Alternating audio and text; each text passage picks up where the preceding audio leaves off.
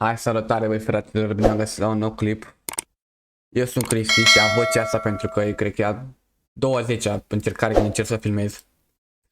Și nu filmăm vreun joc sau ceva, a zis să vă arăt cum să filmați Counter-Strike 4x3 pentru că s-a băgat un nou update și n-aveți cum să filmați dacă n-aveți ceva setări.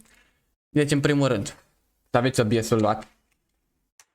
Scrieți OBS frumos. Primul, dați pe aici pe Windows și se carcă singur. Dați, dar n-am treaba aici. Ok, după îl instalați, că e foarte ușor de instalat.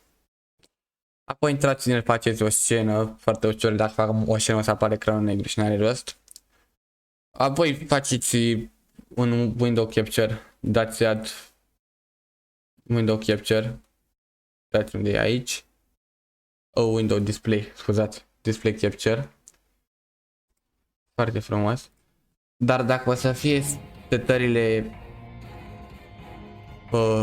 gen alea normale, o să vadă foarte nașpa Counter-Strike-ul. Deci ieșim din el.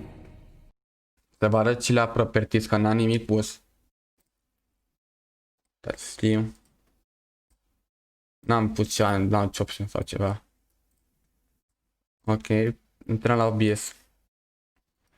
Dăm la filtre. Dăm aici, dăm la scaling sau aspect ratio. Iar la rezoluție scriem aici 1920 x 1080. Dăm apply. Să facem asta mică cum trebuie.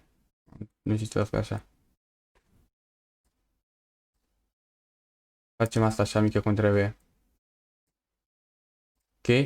Și acum dacă intrăm în CS,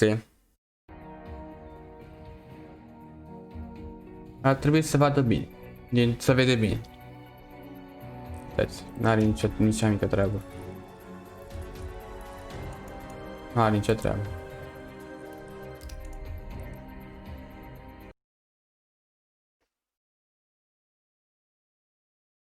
Și ca să vedeți că n-am pus pauză să pun ceva, la properties, uitați, gol.